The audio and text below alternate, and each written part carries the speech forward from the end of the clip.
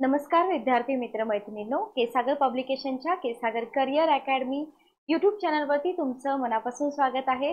येणाऱ्या आपल्या अपकमिंग परीक्षा 6 जुलै राज्यसेवा पूर्व परीक्षा आणि संयुक्त पूर्व परीक्षा दोन्ही परीक्षांसाठी आपण इथं लेक्चर सिरीज चालू केलेली आहे केसागर पब्लिकेशन तर्फे। तर येणाऱ्या अपकमिंग या एक्झाम मध्ये जी राज्यसेवेची एक्झाम आहे, आता तुम्ही म्हणाल की मॅडम तुम्ही नेहमी राज्यसेवाच फोकस करता, पण असं काही नाहीये। तर ही जी राज्यसेवेची एक्झाम आहे, राज्यसेवेची एक्झाम असू द्या किंवा तुमची कंबाईनची एक्झाम असू द्या, इथं आपला जो करंट अफेअर्सचा विषय असतो ना, तर या करंट अफेअर्सचे जे क्वेश्चन फिक्स असतात 10, 12, 11 जे काय असतील ते असतील, तर आपण फक्त तेवढेच क्वेश्चन कन्सिडर करतो, पण असं नाहीये। इकॉनॉमिक्स असेल, एन्व्हायरमेंट इकॉलॉजी असेल किंवा इतर काही सब्जेक्ट असतील जिथं तुम्हाला करंट अफेअर्स प्लस स्टॅटिकचा भाग विचारला जाऊ शकतो। ठीक आहे, ओके, क्लिअर। तर करंट अफेअर्स हा एक इतका वास्ट सब्जेक्ट आहे, पण आपल्याकडे त्याचं सोल्युशन आहे। स्मॉलेस्ट जनरल नॉलेज पुस्तक रिव्ह्यू तुम्हाला मी दिलं होतं, वन स्टॉप सोल्युशन आहे, खूप सारे क्वेश्चन तिथून कव्हर होतात। आता हा जो सब्जेक्ट इतका वास्ट आहे, म्हणजे इतकं सारं कंटेंट तुम्हाला करावं लागतं, मग याच्यावरती विद्यार्थी म्हणतात की मॅडम नक्की कोणता भाग आहे जो करंट अफेअर्सचा करावा लागेल। तर याच्यावरती एक सोल्युशन आहे की प्रिव्हियस इयर क्वेश्चन पेपर काढायचे आणि एक 4 ते 5 वर्षाचे क्वेश्चन पेपर जेव्हा तुम्ही बघाल की आयोग नक्की काय विचारतं, आयोग अवॉर्ड्स वरती क्वेश्चन विचारतं, क्रीडा विषयक विचारतं, व्यक्ती विशेष विचारतं, बरोबर, चर्चित असलेल्या व्यक्ती असतील, ऐतिहासिक स्मारकांबद्दल काही न्यूज असतील तर ते विचारलं जातं। आणि सगळ्यात महत्त्वाचं म्हणजे आपल्या गव्हर्नमेंटचे जे रिपोर्ट्स असतात ना, त्यातल्या त्यात नीती आयोगाचे रिपोर्ट्स याच्यावरती 100% क्वेश्चन फिक्स असतो। लक्षात घ्या, नीती आयोग जेव्हापासून नीती आयोग अस्तित्वात आला तेव्हापासून तुम्हाला प्रत्येक एक्झाम मध्ये प्रत्येक वर्षी नीती आयोगावरती क्वेश्चन आहे। कधी तुम्हाला नीती आयोगाचं लॉंग फॉर्म विचारलं, कधी तुम्हाला बॉडी स्ट्रक्चर विचारलेलं आहे, कधी तुम्हाला त्याचं कार्य विचारलेलं आहे, एसडीजी इंडेक्स असतील, जे जे नवीन इंडेक्स नीती आयोगाचे येतात त्याच्यावरती आयोग तुम्हाला क्वेश्चन विचारत आहे। ठीक आहे, तर आज आपण पीआयबी मधून अशीच एक न्यूज कव्हर करत आहोत जो नीती आयोगाचा अहवाल आहे। त्याच्या आधी जे विद्यार्थी नवीन आहेत, ही आहे आपली ऑफिशियल वेबसाईट, या वेबसाईट वरती तुम्ही जावा, तुम्हाला जी पुस्तकं हवी असतील ती तुम्ही इथून परचेस करू शकता। स्पेसिफिक तुम्ही एमपीएससी सेक्शन मध्ये जावा, एमपीएससी सेक्शन मध्ये जेव्हा तुम्ही जाल तेव्हा इथे तुम्हाला जीके करंट अफेअर्सचा एक ऑप्शन दिसत आहे।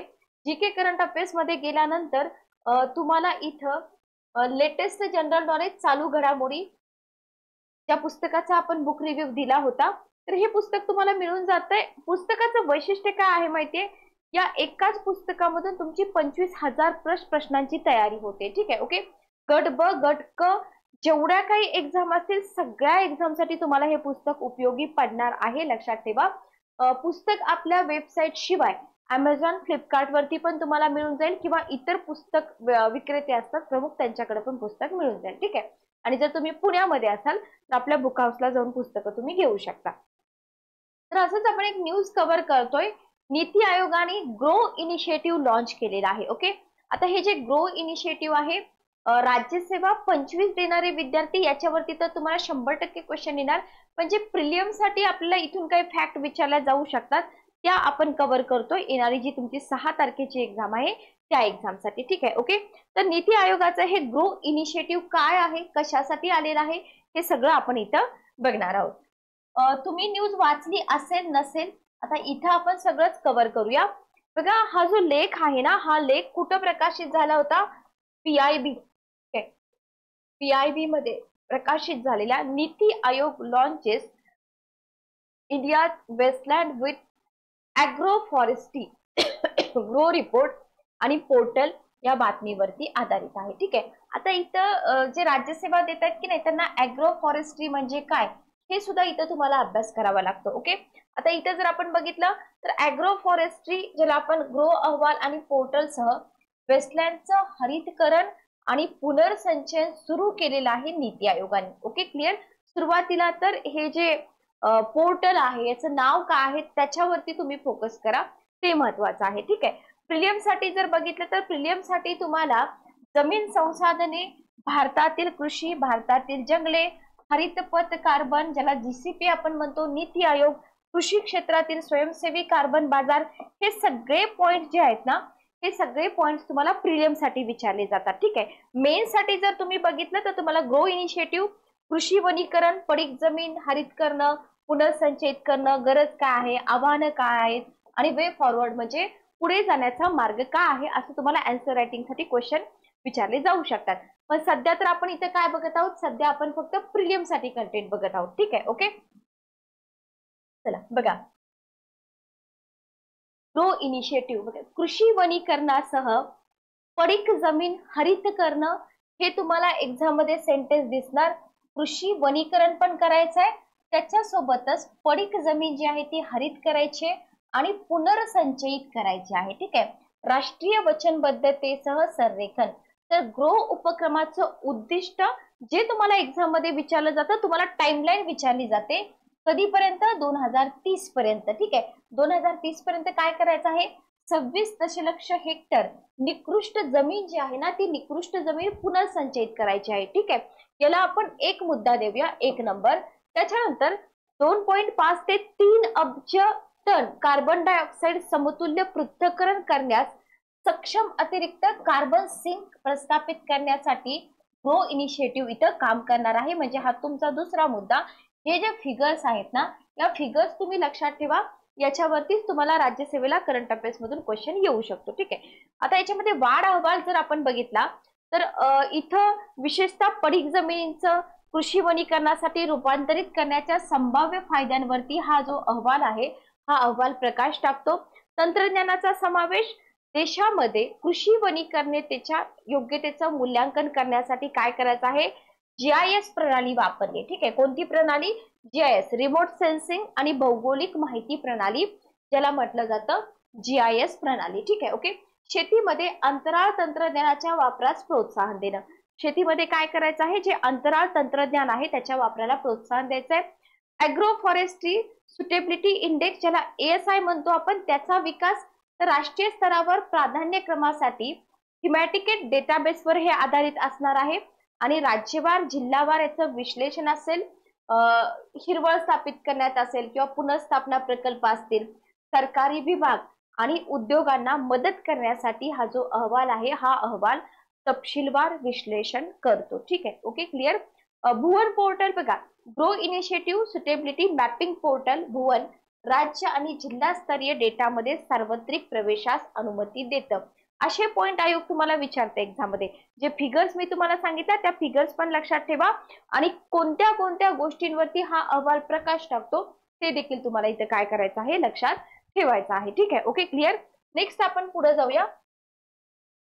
कृषी वनीकरण म्हणजे काय बघा, डेफिनेशन तुम्हाला इथे सांगितलेली आहे. तर कृषी वनीकरणामध्ये जमिनीच्या एकाच युनिटवरती काय करायचं असतं, झाडे ऑब्लिक प्राण्यांना पिकांसह एकत्रित करायचं असतं. ठीक आहे, कृषी पण म्हणतायत आणि वनीकरण पण म्हणतायत, बरोबर.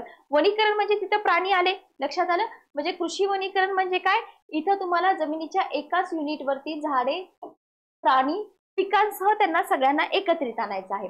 आता इथे जर आपण बघितलं, पोषक सायकलिंग असेल किंवा ऊर्जा प्रवाह सुलभ करतं किंवा पर्यावरणीय कार्यक्षमता वाढवतं, काय, कृषी वनीकरण. ठीक आहे, ओके, क्लिअर.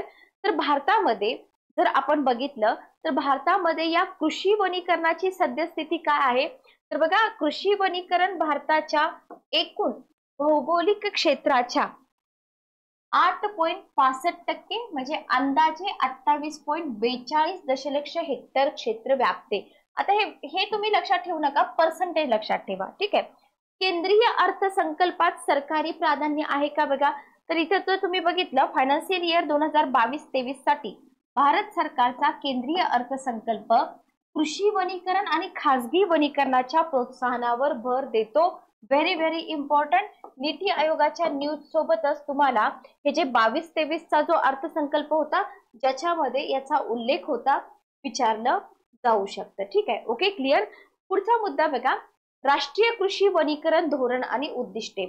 साधा सिंपल सेंटेन्स असतं की भारताने डॅश डॅश मध्ये राष्ट्रीय कृषी वनीकरण धोरण सादर केलं. कधी सादर केलं, 2014 मध्ये सादर केलं. ठीक आहे, कृषी पर्यावरणीय जमीन वापर प्रणालीद्वारे उत्पादकता, नफा आणि टिकाऊपणा वाढवण्याचं उद्दिष्ट. तर हे जे वनीकरण धोरण आहे ना, तर या वनीकरण धोरणाचं उद्दिष्ट काय होतं तेही तुम्हाला इथं दिलेलं आहे.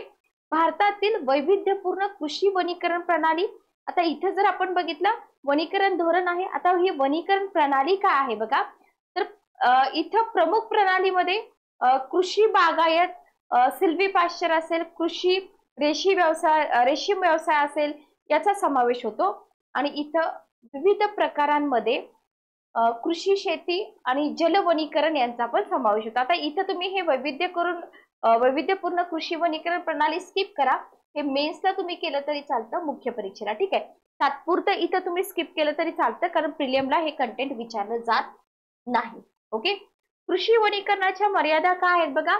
बघा, प्रारंभिक स्थापना खर्च जो असतो ना, ती सगळ्यात मोठी मर्यादा आहे इथं. तर वृक्ष, पिके किंवा पशुधन एकत्रीकरण करायचं आहे. आपण काय म्हणतो, कृषी वनीकरण म्हणजे काय, तिथं कृषी पण झाली पाहिजे, पिकं पण झाली पाहिजेत आणि प्राणी पण असले पाहिजेत. मग इथं जर आपण बघितलं तर गुंतवणूक खूप आहे, बरोबर. सिंचन प्रणाली आली, कुंपण आली, मजुरांचा खर्च आला. तर इथं स्थापना खर्च प्रारंभिक खूप आहे. दीर्घ गर्भधारणा कालावधी, इथं जो झाडांचा गर्भधारणा कालावधी असतो, असं तुम्ही जेस्टेशनल पिरियड म्हणतो आपण, ते समजून घ्या. तर इथं हा जो कालावधी असतो तर वार्षिक पिकांच्या तुलनेमध्ये कसा असतो, जास्त असतो, बरोबर. म्हणजे झाडं परिपक्व होण्यास वगैरे वेळ लागतो. तर ही एक मर्यादा आहे. कृषी वनीकरणाचे पर्यावरणीय पैलू काय आहेत बघा. जागा असेल, सूर्यप्रकाश असेल, ओलावा आहे, पोषक घटकांसाठी अन्य पिकांसह झाडांची संभाव्य स्पर्धा असेल, ज्याच्यामुळे काय होतं, अन्नाचं उत्पादन कमी होतं, बरोबर. झाड कापणी जेव्हा चालू असते तेव्हा अन्न पिकाचं नुकसान तिथं होऊ शकतं. अन्न पिकांसाठी कीटकनाशकांचा वापर करतो तर इतर झाडांना त्याचा लॉस होऊ शकतो. त्याच्यानंतर विपुल वृक्षांद्वारे जलद पुनरुत्पादन, जे अन्न पिकं विस्थापित करू शकतात आणि संपूर्ण शेत ताब्यात घेऊ शकतात, बरोबर. म्हणजे काय होतं माहिती का, इथे पिकं पण आपण घेतोय, झाडं पण आपण लावतोय, तर त्याचं थोडंसं कुठेतरी मिसमॅच होऊ शकतं. ठीक आहे, ओके. सामाजिक आर्थिक पैलू काय आहेत बघा. अधिक श्रमनिविष्ठांची आवश्यकता आहे, त्याच्यामुळे काय होतं इथं, टंचाई निर्माण होऊ शकते या गोष्टींची. एकल पीक शेतांच्या तुलनेमध्ये कृषी वनीकरण अधिक क्लिष्ट आहे आणि त्याचे समज पण खूप कमी आहे, कमी समजलेलं आहे, म्हणून ते लागू करणं कठीण आहे. ठीक आहे, व्यवस्थापनाची जटिलता जर तुम्ही बघितली तर इथं आपल्याला झाडं, पिकं आणि पशुधन याच्यासह कृषी वनीकरण प्रणालीतील विविध घटकांचं व्यवस्थापन करण्यासाठी काय पाहिजे, स्किल पाहिजे, त्याचं नॉलेज पाहिजे. आपण असंच हे करू शकत नाही. ठीक आहे, ओके. आणि याच्यासाठी जर आपण बघितलं, बाजारपेठामधला प्रवेश असेल, मूल्य साखळी असेल, बरोबर, या अनेक गोष्टींचा सामना शेतकऱ्यांना इथं केला म्हणजे करावा लागतो. लक्षात घ्या, लॅक ऑफ नॉलेज. आणि त्याच्यामुळे काय होतं, जर या उत्पादनांसाठी स्थानिक किंवा प्रादेशिक स्तरावरती जर अपुरी पायाभूत सुविधा किंवा मागणी असेल तर हे पॉसिबल आहे का याची रिस्क घेणं. ठीक आहे, ओके, क्लिअर. तर ही सगळी आव्हानं आहेत कृषी वनीकरणाची. आता याच्यामध्ये बघा, विविध प्रकारच्या जमिनींसाठी वृक्ष आणि गवताच्या प्रजातींची शिफारस केली जाते. तर याच्यामध्ये जर वालुकामय मृदा तुम्ही बघितल्या तर बाभूळ कासव असेल किंवा प्रोसोपिस सिनेरिया असेल, अल्बिजिया लेबेक असतील, हे तुम्ही नावं लक्षात ठेवू नका. जस्ट हे आन्सर रायटिंग साठी मी तुम्हाला सांगते 2025 साठी. ठीक आहे, तर याच्यामध्ये वालुकामय माती, उथळ माती, सँडस्टोन, रॉकी साइड, खारट क्षेत्र आणि वाळूचे ढिगारे. ठीक आहे, तर ही जी न्यूज होती ना, ही नीती आयोगाची न्यूज, याच्यामध्ये मी तुम्हाला खूप सारी एक्स्ट्रा इन्फॉर्मेशन पण दिलेली आहे. पण मेन तुम्हाला काय विचारलं जातं माहिती का, जो डाटा मी तुम्हाला सांगितला हा अहवाल कशाशी संबंधित आहे, टार्गेट कधीपर्यंत अचीव करायचं आहे, बस इतकंच तुम्हाला प्रिलियमला विचारलं जाऊ शकतं. तर अशाच आपण न्यूज बघूया. छोटे छोटे सेशन असतील हे आपले, पण डेफिनेटली तुम्हाला हे क्वेश्चन तुमच्या पेपरमध्ये दिसतील. लेक्चर कसं वाटलं कमेंट करून नक्की सांगा. स्पेशली राज्यसेवेचे विद्यार्थी, तुमची परीक्षा 1.5 महिन्यावरती आहे. जर तुम्हाला असं वाटत असेल की स्पेशल काही सेशन कंडक्ट करावे, एक आपलं नियोजन आहे की जो तुमचा अर्थशास्त्र विषय आहे, आर्थिक आणि सामाजिक विकास, तर त्याचे मॅरेथॉन सेशन आपण इथं घ्यायचा विचार करतोय. पण मेजॉरिटी स्टुडंटचे जर कमेंट्स आले तरच आपण इथं हे सेशन चालू करणार आहोत. तर भेटूया नेक्स्ट सेशन मध्ये. Good day, take care.